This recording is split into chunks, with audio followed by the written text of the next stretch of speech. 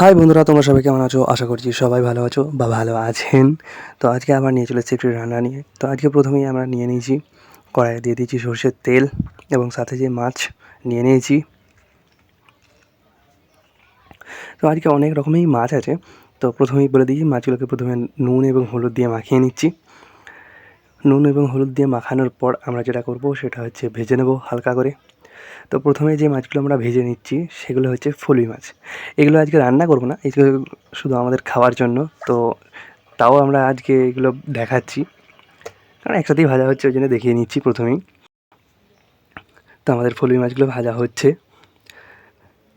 ফলুই মাছগুলো ভেজে নিয়েছি, এবার তুলে নিচ্ছি। এগুলো শুধু আমরা ভাজা খাবো বলে। এবারে আমাদের রান্না শুরু হচ্ছে। তো আমাদের রান্নার শুরুতেই আমরা প্রথমেই যে মাছগুলোকে নুন হলুদ মাখালাম, সেই নুন হলুদ মাখানোর মাছগুলো আমরা ভেজে নিচ্ছি। তো আজকের রান্না যেটা হচ্ছে সেটা হচ্ছে দেশি মাছের রান্না। তো প্রথম থেকে দেখবো আমরা ভালোভাবে যে কী কী দিয়ে রান্না করছেন। খুবই সহজ পদ্ধতিতে রান্না করছেন, বাড়িতে সবাই খুবই ভালোবাসবে যদি এইভাবে রান্না করা হয়। তো দেখেন,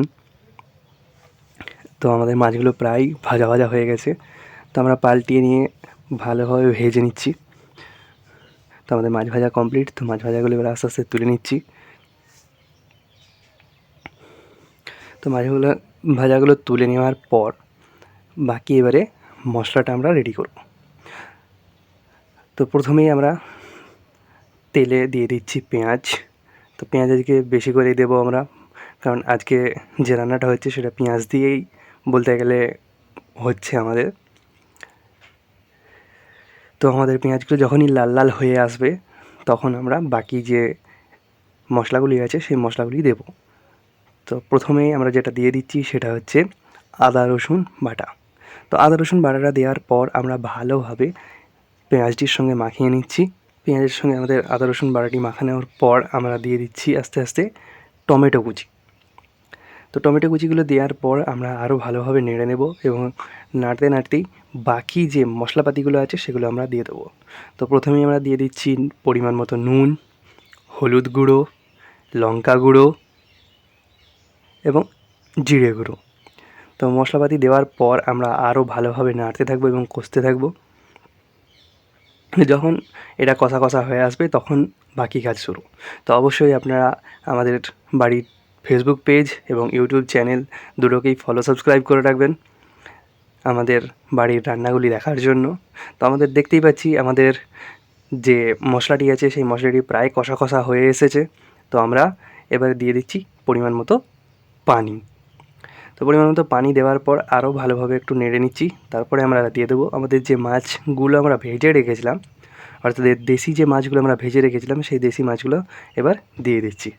তো দেশি মাছগুলো দেওয়ার পর আমরা ভালোভাবে একবার ঠিকঠাক করে এবারে দিয়ে দেবো আমরা ঢাকনা কিছুক্ষণ সেদ্ধ হওয়ার জন্য।